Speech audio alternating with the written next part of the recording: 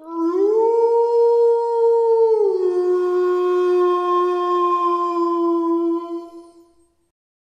Friends, ఇంకొక కొత్త horror స్టోరీతో మీ ముందుకు వచ్చేసాను.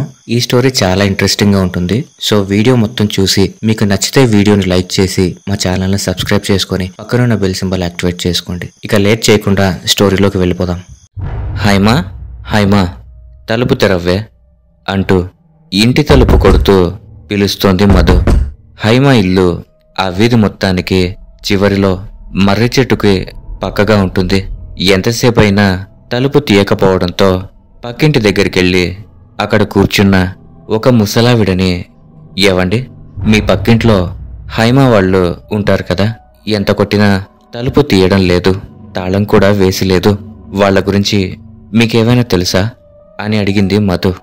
అందుకు ఆ ముసలావిడ పైనుండి కింది దాకా ఒకసారి చూసి వాళ్లకు నువ్వేమవుతావు అని అడిగింది.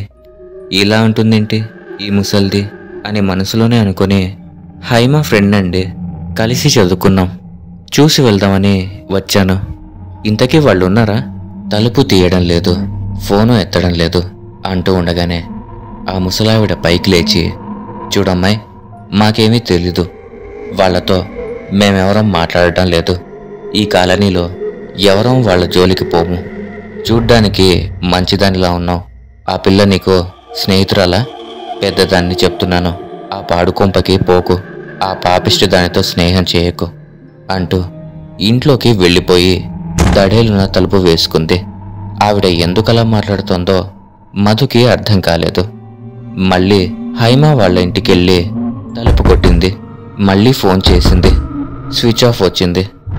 సరేలే, ఇంకోసారి వద్దాం అనుకుని ఇంటి దారి పట్టింది మధు. ఆ దారి నిర్మానుషంగా ఉంది. ఆ సమయంలో జనసంచారం కూడా లేదు. మిట్ట మధ్యాహ్న వేళ కావడంతో ఎండ మూలంగా ఎవరూ బయటికి రాలేదేమో అనుకుంది మధు. ఆ ముసలావిడ అలా ఎందుకు మాట్లాడిందో, అసలు హైమా ఎందుకు తలుపు తీయడం లేదో, ఇంట్లో ఉండి తీయడం లేదా, అసలు ఏమైంది దానికి? నెల రోజుల క్రితం నేను ఫోన్ చేసినప్పుడు ఇంట్లోనే ఉంటాను, కలుద్దాం అంటేనే కదా ఇంత శ్రమపడి వచ్చాను, ఇంట్లో ఉండి తలుపు తీయలేదా? లేక ఎక్కడికైనా వెళ్ళుంటారా? వెళ్తే తాళం ఉంటుంది కదా, ఒకవేళ పడుకుని ఉంటారా? ఇలా ఆలోచించుకుంటూ ఒక్కో అడుగు భారంగా వేస్తున్న మధుకి ఒక వికృతమైన హృదయ విదారకమైన ఏడుపు వినిపించింది. ఆ ఏడుపు వింటే ఎంతటి గుండె ధైర్యం ఉన్న వ్యక్తికైనా వెన్నులో వణుకు పుట్టేస్తుంది. ఆ రోదన వినేసరికి అడుగు ముందుకు వేయలేక నిలబడిపోయింది మధు. వచ్చిన దారిలోనే ఇంటికెళ్ళిపో మధు, ఇంకెప్పుడు మా ఇంటికి రాకో అన్న మాటకి వెనక్కి తిరిగి చూసింది మధు. అక్కడ కనిపించిన హైమా ఆకారం చూసి బిక్క చచ్చిపోయింది మధు. వంటి నిండా గాయాలతో జుట్టు మొత్తం అట్టలు కట్టేసి ఉంది. రెండు చెంపలపైన ఎవరో బలంగా రక్కిన గుర్తులు. ఒక కనుబొమ్మ లేకుండా ఉన్న హైమను చూసి మధు మొహంలో రక్తం ఇంకిపోయింది. ఎప్పుడూ కరుణతో నిండి ఉండే హైమ కళ్ళలో ఒక రకమైన క్రూరత్వం చూసి మధు చిగురుటాకులా వణికిపోతూ, హైమా, ఏంటే ఇలా అయిపోయావు, ఈ గాయాలంటే అంటూ ఒక్కో అడుగు హైమా వైపు భయంగా వేస్తూ ఉంది. ఇంకో 2 అడుగుల దూరంలో మధు ఉండగానే, ఆగు, అక్కడే ఆగిపో, వెనక్కి తిరిగి చూడకుండా వెళ్ళిపో, ఆమె వచ్చేస్తోంది, మారణ హోమానికి బీజం పడిపోయింది, చీకటిలోకపు సంకెళ్ళు తెరుచుకుని రక్తపుటేరులో చిందించేందుకు సైతాన్ లోకపు చక్రవర్తి బయలుదేరాడు. ఆమె రాక అందుకు సంకేతం. వెళ్ళిపో, ఆమె రాకముందే వెళ్ళిపో, ఆమె ఎవ్వరినీ వదలదు. శ్మశానంలో చితి మంటలు ఆరవు, కాలే శవాలు, రగిలే మంటలు, పగిలే గుండెలు, ఆమె రాకకు నిదర్శనాలు. తప్పదు, మారణ హోమం తప్పదు. ఆపకుండా వికృతమైన మాటలు ఏవేవో మాట్లాడేస్తోంది హైమా. ఆమె ఆ మాటలు మాట్లాడుతూ ఎటో శూన్యంలోకి చూస్తోంది. ఆమె గాయాల నుండి వస్తున్న రక్తాన్ని చేతితో తుడుచుకుని ఆ చేతికి అంటిన తన రక్తాన్ని తానే ఆస్వాదిస్తోంది. ఆ వికృతమైన చేష్టలు చూస్తూ నిలబడిపోయింది మధు. ఒక్క నిమిషం ఆమెకు బుర్ర మొద్దుబారిపోయింది. వెళ్ళిపో, ఇంకొన్ని రోజులు బ్రతికిపో ఆకాశాన్నంటే ఆప్తుల ఆర్తనాదాలు వినేందుకు నీ గుండెను దిటవు చేసుకో. చీకటి లోకానికి అణిచివేయబడిన సైతాన్ చక్రవర్తి భూప్రపంచంపై యుద్ధం ప్రకటించాడు. ఆమె రాకతో సూర్యచంద్రుల స్థితిగతులే మారిపోతాయి. సముద్రాలు ఇంకిపోతాయి. నీళ్ళకి బదులు నెత్తురు ప్రవహిస్తుంది అంటూ పిచ్చి పిచ్చిగా నవ్వుతూ బూడిద తీసి నెత్తిన చల్లుకుంటోంది హైమ మధుని చూస్తూ. వెళ్ళిపో. ఇక్కడ నుండి 100 యోజనాల దూరంలో ఒక రహస్య దీవి ఉంది. అక్కడ తలదాచుకో. నేను ఆమెతో కలిసి ఈ జాతిని నాశనం చేస్తాను. సైతాన్ రాజ్యం వచ్చిన తర్వాత నిన్ను కలిసేందుకు నేను వస్తాను. వెళ్ళు, వెళ్ళు. ఆమె వచ్చేస్తోంది. నిన్ను నాతో తీసుకుపోతుంది అంటూ అరుస్తోంది హైమ. అయినా మధు భయంతో కదలలేకపోవడంతో హైమ మధుని గట్టిగా తోసేసింది. అలా తోయడంతో మధు పక్కనే ఉన్న తుప్పల్లోకి పడిపోయింది. ఆ పడడం ఆ తుప్పల్లో ఉన్న రాయి తలకి తగిలేలా పడింది మధు. అంతే. ఆ నొప్పితో స్పృహ తప్పింది. కాసేపటికి స్పృహలోకి వచ్చిన మధు చుట్టూ చూసింది. ఇంతలో ఒక నర్సు వచ్చి ఎలా ఉంది ఇప్పుడు అని అడిగింది. అందుకు మధు, నేను బానే ఉన్నాను సిస్టర్, కానీ ఇక్కడికి ఎలా వచ్చాను, ఎవరు తీసుకొచ్చారు అని అడిగింది. ఉండండి పిలుస్తానంటూ బయటికి వెళ్ళింది ఆ నర్స్. కాసేపటికి ఒక వ్యక్తి లోపలికొచ్చాడు. అతన్ని చూస్తూనే మధుకి ఎక్కడా లేనంత ఓపిక, బలం వచ్చేశాయి. సూరజ్, నువ్వా నన్ను ఇక్కడికి తీసుకొచ్చింది? అసలు నువ్వు అక్కడికి ఎలా వచ్చావు?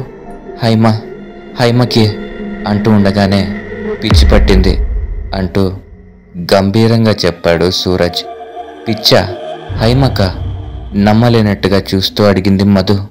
అవును, పిచ్చి పట్టింది, అంతే గంభీరంగా చెప్పాడు సూరజ్. అసలు ఏం జరిగింది పూర్తిగా చెప్పు సూరజ్. అంత తెలివైన మన హైమ 1 నెలకి ముందట బాగానే ఉన్న హైమ ఇప్పుడు ఈ పరిస్థితికి ఎందుకు వచ్చింది? అసలు ఏమైంది అని అడుగుతూనే ఉంది మధు. నీకు ఇవాళ ఎలాంటి అనుభవం ఎదురైందో 2 రోజుల క్రితం నాకు అలాంటి అనుభవం ఎదురైంది. నేను 4 రోజుల క్రితమే హైదరాబాద్ నుండి వచ్చాను. హైమ వాళ్ళ ఇంటి దగ్గర ఏదో సైట్ అమ్మకానికి ఉంది అంటే మా డాడీ చూసి రమ్మని నన్ను పంపారు. ఎలాగో వెళ్ళాను కదా అని హైమను కలుద్దామని వాళ్ళ ఇంటికి వెళ్తే హైమ పరిస్థితిని చూసి బాధేసి వచ్చేశాను అంటూ చెప్తున్న సూరజ్ చెంప పగలగొట్టింది మధు. ఎరా, 4 ఏళ్ళు ఒకే కాలేజీలో చదువుకున్నాం. ఎంత స్నేహంగా ఉండేవాళ్ళం. చదువు పూర్తి అయ్యి ఇప్పుడు ఎవరి లోకంలో వాళ్ళు ఉంటున్నాం. కానీ మన స్నేహబంధం చెదిరిపోలేదు కదా. మరి హైమని అలాంటి స్థితిలో చూసిన వాడివి మన వాట్సాప్ గ్రూప్లో చెప్పాలి కదా అంటూ సూరజ్పై విరుచుకుపడింది మధు. ఆగు మధు, హైమ గురించి నీకే కాదు నాకు చాలా బాధగా ఉంది. కానీ ఈ విషయం ఇంతటితో వదిలేస్తే అది ఒకతే పోతుంది. పట్టించుకుంటే మనల్ని కూడా అలా మార్చేస్తారు అని సూరజ్ అన్నాడు. మార్చేస్తారా? ఏమన్నావు ఇప్పుడు? మళ్ళీ చెప్పు రెట్టించి అడిగింది మధు. ఈ విషయం ఇక్కడితో వదిలే అన్నాడు సూరజ్. గాజులు తొడుక్కొని కూర్చో, ఏం జరిగిందో నేనే తెలుసుకుంటాను అంటూ లేచింది మధు. వద్దు మధు, నువ్వు అక్కడికి వెళ్ళకు, నేనే చెప్తాను. నిజానికి హైమకి పిచ్చి పట్టలేదు. తను అలా మారడానికి అసలు కారణం అంటూ అసలు విషయం చెప్పడం మొదలు పెట్టాడు సూరజ్. ఆ రోజు నేను హైమ ఇంటికి వెళ్ళినప్పుడు ఆ కాలనీలో ఎవరూ బయట కనిపించలేదు. హైమ వాళ్ళ ఇల్లు ఆ కాలనీ చివర కాబట్టి నిశ్శబ్దంగా ఉంది. హైమ ఇంటి తలుపులు కొట్టాను, ఎవరూ తీయలేదు. సర్లే లేరేమోలే అని నేను వెనక్కి వచ్చేస్తుంటే ఒక వికృతమైన ఏడుపు వినిపించింది. హృదయ విదారకమైన రోదన అది. ఆ ఏడుపు గుర్తొస్తే ఇప్పటికీ నా గుండె చల్లుమంటుంది అంటూ సూరజ్ చెప్తూ ఉంటే మధ్యాహ్నం తనకు ఎదురైన అనుభవం గుర్తొచ్చింది మధుకి. సూరజ్ చెప్తూ ఉన్నాడు, వెళ్ళిపోతున్న వాడిని ఆ ఏడుపు వినగానే ఆగిపోయాను. హైమ ఏడుస్తోందా భగవంతుడా అనుకుంటూనే వెళ్ళి మళ్ళీ తలుపు కొట్టబోయి ఆగిపోయాను. తలుపులు బాధినా ఉపయోగం ఉండదు. లోపలున్న వాళ్ళు తలుపులు తీయరు. ఏదో జరుగుతోంది. ఎలాగైనా హైమను కలిసే తీరాలి అనుకుని మెల్లిగా అడుగులో అడుగు వేసుకుంటూ వెనక వైపుకి వెళ్ళాను.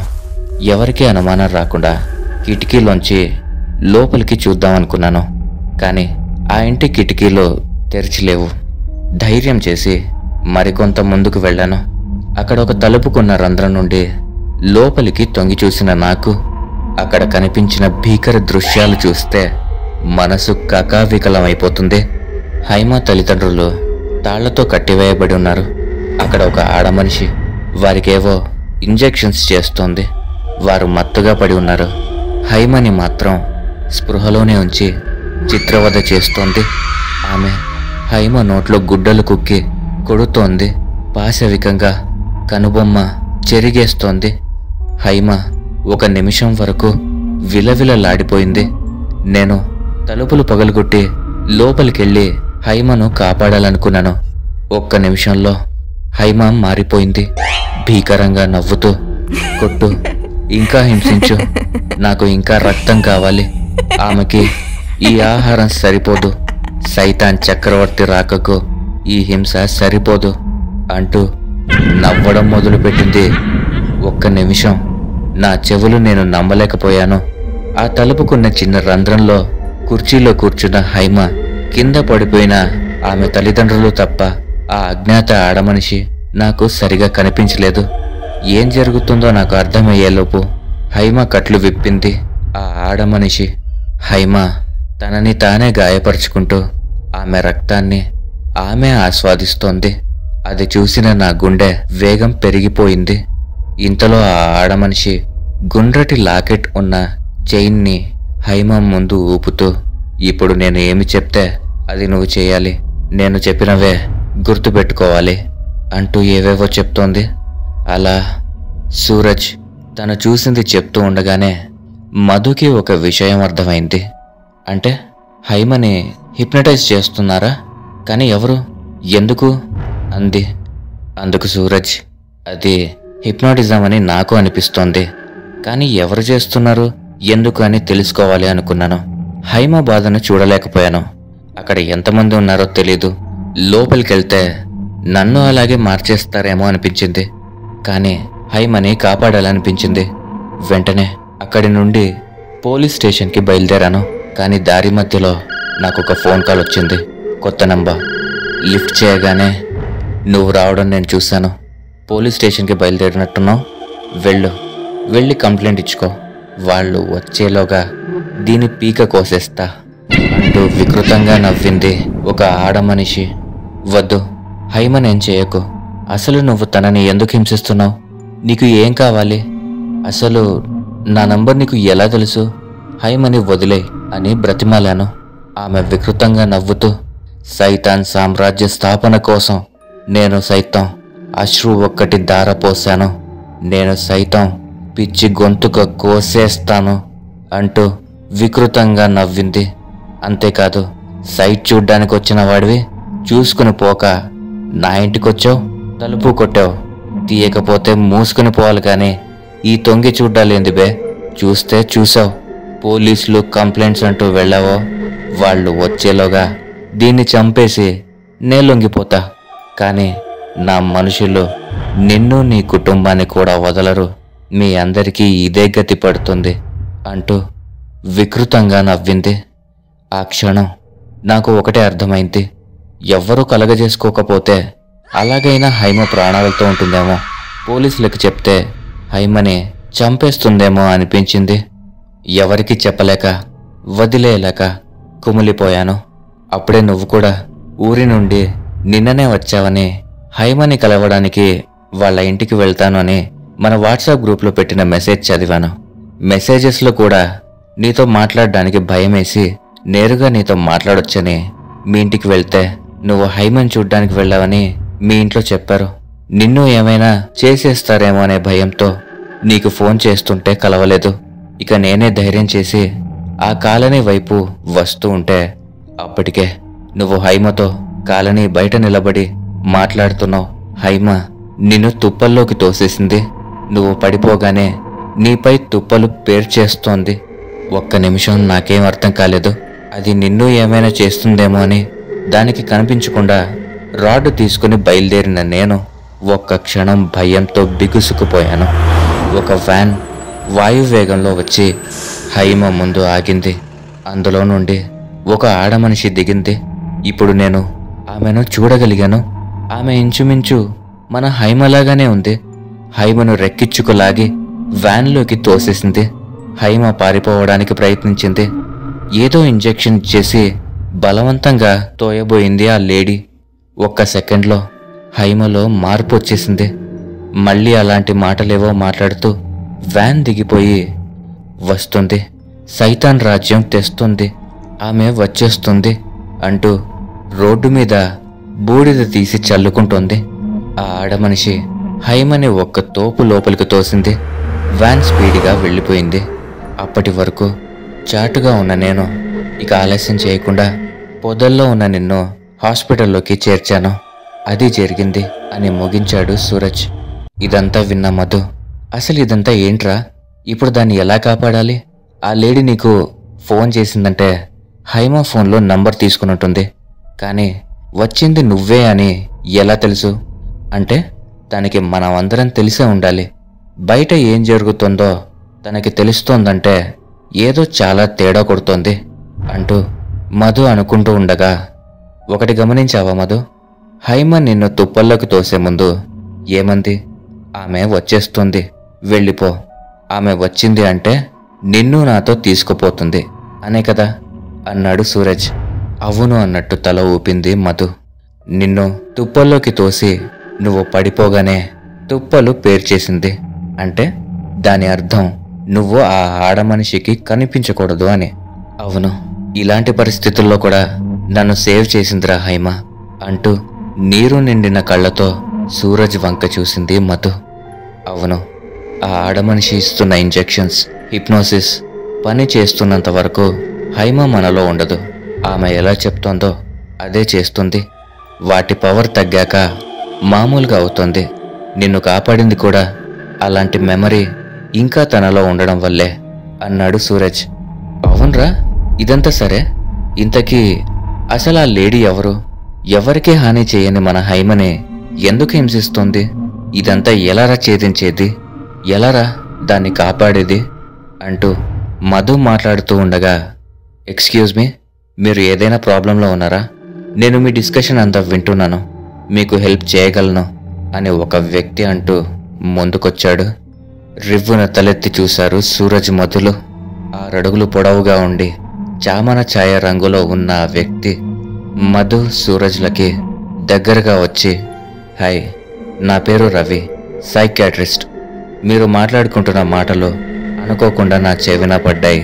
మీ ఫ్రెండ్ని నేను కాపాడగలను. ఆమె చాలా ప్రమాదంలో ఉంది. ఒక మాటలో చెప్పాలంటే అణుబాంబు కంటే ప్రమాదకరమైన మనిషి చేతిలో ఉంది అంటున్న డాక్టర్ రవి మాటలకి షాక్ అయిపోయారు ఆ స్నేహితులిద్దరూ. అతన్ని నమ్మొచ్చా లేదా, ఇతను కూడా వాళ్ళ మనిషేనా, ఇతని మాట విందామా వద్దా అంటూ మధు చెవిలో గొనిగాడు సూరజ్. మధు తీసుకోబోయే నిర్ణయం పైనే హైమ భవిష్యత్తు ఆధారపడి ఉంది. డాక్టర్ రవి మాటలకి ఆలోచనలో పడింది మధు. ఇంజనీరింగ్ గ్రాడ్యుయేట్ అయిన తను హైమ మాట్లాడిన మాటలు ఎలా నమ్మగలదు? మానవతీత శక్తులు, చేతబడులు, సైతాన్, చీకటి లోకం లాంటి వాటిని మొదటి నుండి నమ్మని మధు సూరజ్ చెప్పిన మాటలతో హైమని ఆ లేడీ హిప్నోటైజ్ చేస్తుంది అనే నిర్ధారణకు వచ్చి ఉండడం వల్ల హైమని కాపాడాలంటే ఈ సైకియాట్రిస్ట్ హెల్ప్ తీసుకుంటేనే మంచిది అని నిర్ణయించుకుంది. సరే డాక్టర్, కానీ మీరు మాకు ఏ విధంగా సాయం చేయగలరు? ఆ లేడీ మా ఫ్రెండ్ని ఏమీ చేయకుండా వదిలేయాలంటే ఏమి చేయాలి అంది మధు. అందుకు రవి, మీరిందాక మాట్లాడిన మాటల ప్రకారం ఆమెకి మీరంతా తెలుసు, మిమ్మల్ని గుర్తుపట్టగలదు. అందుకే ఇప్పుడు నేను చెప్పినట్టు చేయండి. ముందు వాళ్ళు ఉండే ఏరియాలో కరెంట్ కట్ చేయాలి అనగానే, అది నేను చేయగలను డాక్టర్, మా బ్రదర్ కరెంట్ ఆఫీస్లోనే పనిచేస్తున్నాడు అన్నాడు సూరజ్. వెరీ గుడ్, నువ్వు అతనికి చెప్పి ఒక్క అరగంట పవర్ కట్ చేయించు ఇప్పుడే అన్నాడు రవి.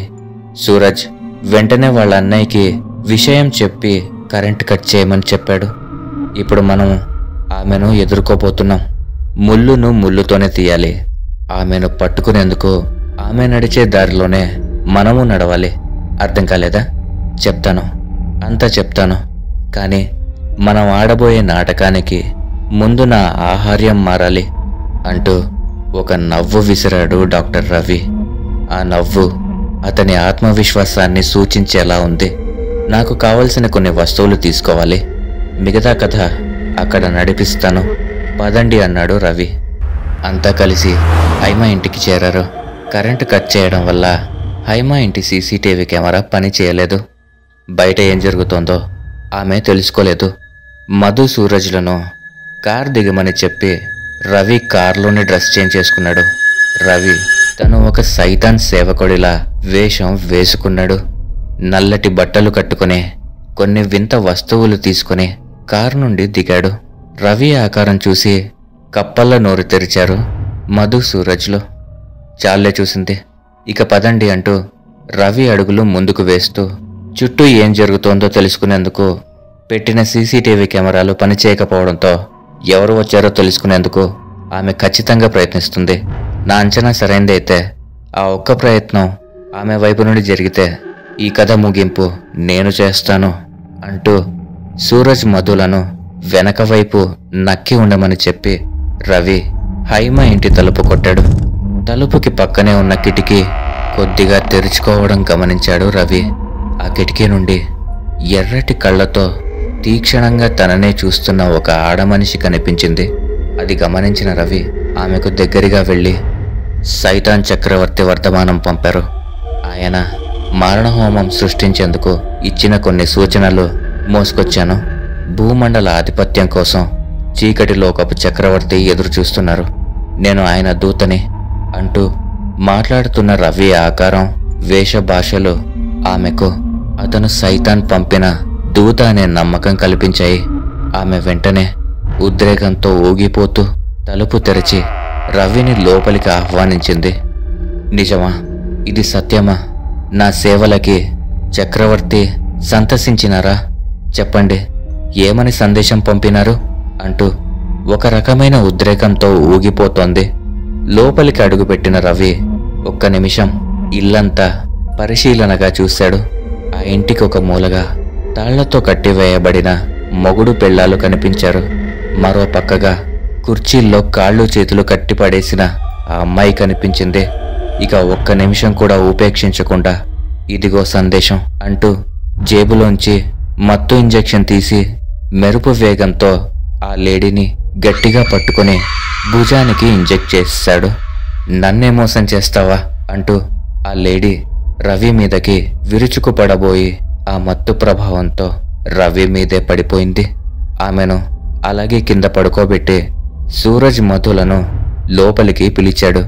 వారిద్దరూ లోపలికొచ్చి హైమా అమ్మనాన్నలకి తాళ్లు విప్పేసి ఆ తాళ్లతో ఇన్నాళ్లుగా వీళ్ళని హింసించిన ఆ రాక్షసి కాళ్ళు చేతులు కట్టిపడేశారు. సూరజ్ పరుగున వెళ్ళి హైమా తాళ్లు విప్పబోయాడు. వెంటనే రవి, ఆగు సూరజ్, ఆమె తాళ్లు విప్పకు, ఆమె ఏ పరిస్థితుల్లో ఉందో ఇంకా మనకు పూర్తిగా తెలీదు అంటూ అప్పటికి స్పృహలో ఉన్న హైమా తల్లిదండ్రులకు స్పృహ తెప్పించేందుకు ఆ రాక్షసి చేసిన ఇంజెక్షన్స్కి విరుగుడుగా పనిచేసే యాంటీడోట్ ఇంజెక్షన్ ఇచ్చి వాళ్ళకి అక్కడే సెలైన్ ఏర్పాటు చేశాడు. అలాగే హైమని కూడా పరీక్షించి స్పృహలో లేని హైమకి కూడా ఇంజెక్షన్ ఇచ్చి తన హాస్పిటల్కి ఇన్ఫార్మ్ చేసి అంబులెన్స్ పంపమని చెప్పాడు. ఒక 10 నిమిషాలకి హైమ తల్లిదండ్రులిద్దరూ స్పృహలోకి వచ్చారు. మధుని, సూరజ్ని చూసి భయంతో, మీరిద్దరూ మా హైమ క్లాస్మేట్స్ కదూ, లోపలికి వెళ్ళొచ్చారమ్మా, వెళ్ళిపోండి బాబు, ఆ రాక్షసి చూసిందంటే అంటూ ఉండగానే మరేం భయం లేదంటే ఆమెను బంధించేశారు డాక్టర్ రవి గారు అంటూ హైమ వంటికి తగిలిన దెబ్బలకు వైద్యం చేస్తున్న రవిని చూపించాడు సూరజ్. బాబు, దేవుడిలో వచ్చారు బాబు మీరంతా, ఆ పిచ్చిదాని నుండి కాపాడండి బాబు, ఆ రాక్షసి నా పెద్ద కూతురు హిమ అంటూ బోరుమని ఏడుస్తున్న హైమ తల్లిని దగ్గరకు తీసుకుంది మధు. ఏమంటున్నారంటే, తను మీ పెద్ద కూతురా? అంటే హైమకి అక్క. మరి మిమ్మల్ని హైమనే ఎందుకు ఇంత పైశాచికంగా హింసించింది అంటూ ప్రశ్నల వర్షం కురిపించింది మధు. చెప్తానమ్మా, ఆ రాక్షసి నా పెద్ద కూతురు హిమ. హిమ, హైమ కవల పిల్లలు. అసలు ఏం జరిగిందంటే, హిమ ప్రవర్తన చిన్నప్పటి నుండి వేరుగా ఉండేది. చిన్న చిన్న విషయాలకి గొడవ చేయడం, తనని తానే గాయపరుచుకోవడం లాంటివి. మొదట్లో మేము చిన్నపిల్లే కదా అని సాయశక్తులా నచ్చజెప్పేవాళ్ళం. అది వినేది కాదు. అలా తనకు 10 ఏళ్ల వయసు ఉన్నప్పుడు ఒకరోజు మా అత్తయ్య గారిని గొంతు నులిమి చంపేసింది. మేము విడిపించడానికి ప్రయత్నించి విఫలమయ్యాం. ఇక ఆమె చనిపోయిన తర్వాత కోర్టు తీర్పుతో దాన్ని పిచ్చాసుపత్రిలో చేర్పించాం. ఆ దుర్ఘటన జరిగిన నాటి నుండి ఈ కాలనీలో మా కుటుంబం అంటే అసహ్యం ఏర్పడింది. మమ్మల్ని వెలివేసినట్టు చూడడం మొదలుపెట్టారు. హిమ అక్కడే ఆ పిచ్చి ఆసుపత్రిలోనే పెరిగింది. మెరుగై తిరిగి వస్తుంది అనుకున్నాం, కానీ ఇంకా వికృతంగా మారుతుందని మేము ఊహించలేదు బాబు. తనని దూరం పెట్టామని మా పైన కక్ష కట్టింది. హైమ మీద ప్రేమతోనే తనను దూరంగా పంపేశామని హైమ మీద కక్ష పెంచుకుంది. ఎప్పటి నుండో అక్కడ నుండి తప్పించుకుని రావాలి అనే ప్రయత్నం చేసేది. ఒక 10 రోజుల క్రితం అక్కడ నుండి పారిపోయి ఇంటికొచ్చేసింది. ఆసుపత్రి వాళ్ళకి మేము అడ్రస్ తప్పు ఇచ్చాం, అందుకేనేమో వాళ్ళు ఇక్కడికి రాలేకపోయారు. కానీ ఈ పిల్ల కూడా పిచ్చిదానిలా ఎప్పుడూ ప్రవర్తించలేదు. పిచ్చి తగ్గడం వల్లే పంపించేశారు అనుకున్నాం, కానీ అది ఒక ఉన్మాదిగా మారిపోయి వచ్చిందని ఊహించలేదు. ఆసుపత్రిలో వైద్యానికి వాడే కొన్ని రకాల మందులు, ఇంజెక్షన్స్ దొంగతనం చేసి తీసుకువచ్చేసింది. అవి మాపై ప్రయోగించడం మొదలుపెట్టింది. మా ఇద్దరిని మత్తులో ఉంచేసి హైమకి నరకం చూపించింది. వారం రోజులుగా అది హైమని చాలా టార్చర్ పెడుతోంది బాబు అంటూ హైమ తల్లి చెబుతూ ఉండగా హైమకు కూడా స్పృహ వచ్చింది. అప్పటికే యాంటీడోట్ ఇంజెక్షన్ ఇవ్వడం వల్ల హైమ మామూలు స్థితికి వచ్చింది. కానీ హిమ చేసిన హిప్నాటిజం సరైంది కాకపోయినా తనని ఏదో చేసేసింది అని నమ్మి మానసికంగా, శారీరకంగా కూడా బలహీనంగా ఉన్న హిమ చెప్పిన మాటలే మాట్లాడుతూ పిచ్చిదానిలాగా మారిపోయింది.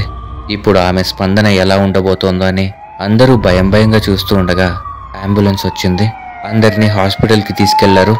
హైమకి నిపుణులైన డాక్టర్స్ పర్యవేక్షణలో సరైన వైద్యం అందిస్తున్నాడు డాక్టర్ రవి. ఇక హిమని కూడా మానసిక రోగుల విభాగంలో పేషెంట్గా జాయిన్ చేసుకుని తనకు నయం చేసి ఇంటికి పంపించే బాధ్యత తీసుకున్నాడు డాక్టర్ రవి. ఒక వారం రోజుల తరువాత హైమ ఆమె తల్లిదండ్రులు పూర్తి ఆరోగ్యంతో ఇంటి బాట పట్టారు. హైమ ఆరోగ్యంగా తిరిగి రావడంతో మధు, సూరజ్లతో పాటు వాళ్ళ క్లాస్మేట్స్ అందరూ కలిసి హైమ ఇంట్లోనే సర్ప్రైజ్ పార్టీ ఏర్పాటు చేశారు. ఆ పార్టీకి ఆ కాలనీ వాళ్ళు అంతా కలిసి రావడం చూసి హైమ కుటుంబం ఆశ్చర్యపోయింది. వారి ఆనందానికి హద్దే లేదు.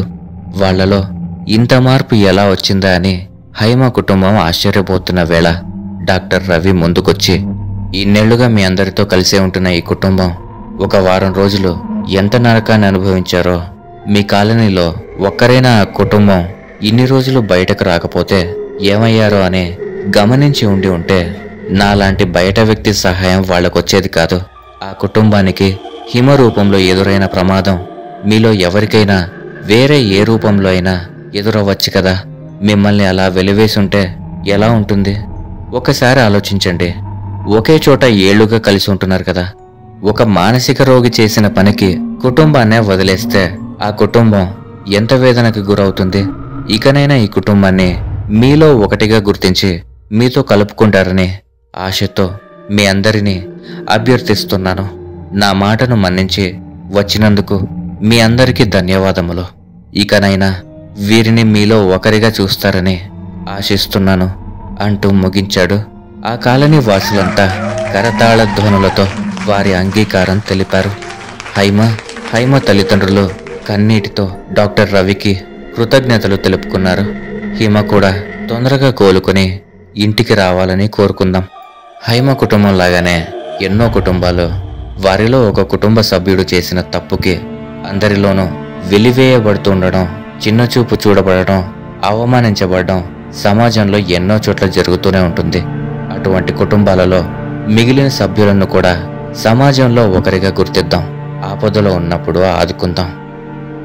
ఓకే ఫ్రెండ్స్, ఈ స్టోరీ కనుక మీకు నచ్చినట్లయితే ఖచ్చితంగా ఈ వీడియోని ఒక లైక్ చేసి మీ అభిప్రాయాలను కామెంట్ చేసి మీ స్నేహితులు మరియు బంధువులతో షేర్ చేసుకోండి. అలాగే మా ఛానల్ని సబ్స్క్రైబ్ చేసుకొని పక్కనున్న బెల్ సింబల్ని యాక్టివేట్ చేసుకోండి. Thanks for watching.